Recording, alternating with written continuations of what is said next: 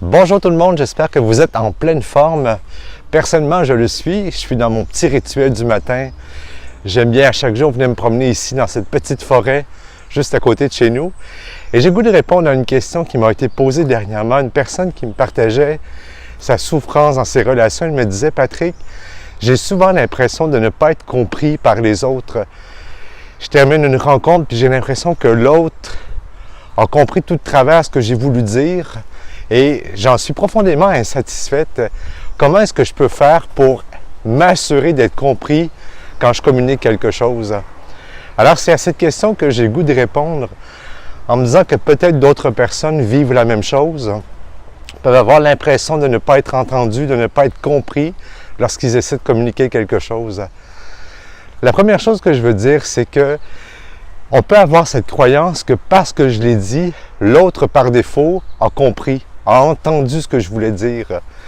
Et je pense qu'on a un deuil à faire à ce niveau-là, parce que 90% des fois où on communique quelque chose, à moins que ce soit « passe-moi le sel », là je pense que c'est facile pour comprendre, mais la plupart du temps, quand on essaie de communiquer quelque chose, ce que l'on dit à l'autre peut susciter une réaction, peut déclencher l'autre, peut rappeler un souvenir à l'autre.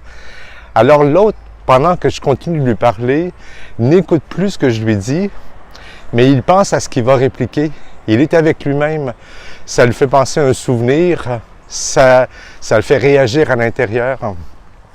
Alors on a à faire le deuil que l'autre, par défaut, parce que je l'ai dit, comprend ce que je veux lui dire. Et si je veux avoir l'assurance d'être compris, eh bien je peux le demander à l'autre. Une fois que j'ai communiqué, j'ai exprimé à la personne ce que je voulais vraiment lui dire, je peux lui demander « Comment tu me redirais cela dans tes mots, ce que je viens de te partager? Qu'est-ce que tu as compris? Qu'est-ce que tu entends de ce que je te dis? » Et vous allez voir, bien souvent, la personne peine à me dire, à me redire ce que je lui ai dit, parce qu'elle est avec son interprétation. Par exemple, si je dis à l'autre « Écoute, je ne serai pas là au souper à ton invitation, pas parce que j'en ai pas le goût, parce que je suis un peu fatigué, j'ai besoin de repos. » Si je demande à l'autre ce qu'il a compris, ce qu'elle a compris, il y a bien des chances que l'autre me dise « ça ne te tente pas de venir, c'est ça que je comprends. » Alors, c'est pas ce que j'ai dit. Ce que j'ai dit, c'est que j'étais fatigué et que j'avais besoin de repos. Donc, l'autre le prend personnel.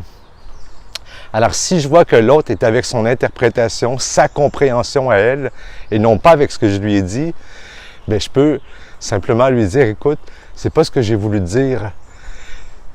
C'est pas que je n'ai pas l'élan, c'est que je suis fatigué et j'ai besoin de repos. Peut-être une autre fois.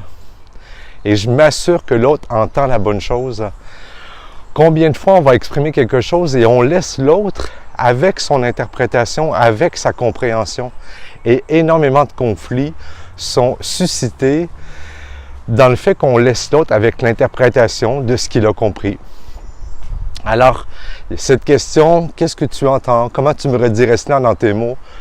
Nous empêche de laisser l'autre avec son interprétation. Ça nous donne la sécurité d'être entendu, d'être compris dans ce qu'on souhaite réellement partager. Et on maximise nos chances de ne pas aller vers un conflit parce que l'autre est avec son interprétation. Et on peut même aller plus loin. Une fois que j'ai l'assurance, la sécurité que l'autre a vraiment compris ce que je voulais lui dire, bien, je peux lui demander ce que ça lui fait. C'est pas parce qu'il me répète, qu'il me dit exactement ce que je veux entendre, qu'il est à l'aise avec ça.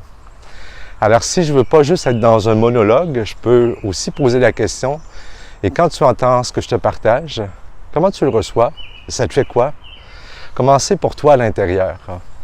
Et le fait de m'intéresser à lui, de m'intéresser à ce qu'il vit, eh bien, je maximise mes chances d'aller vraiment dans un dialogue, une réelle rencontre avec l'autre, plutôt que dans un monologue où j'exprime mes choses sans me soucier de la réaction de l'autre, ce que ça suscite dans le cœur de la personne qui est devant moi.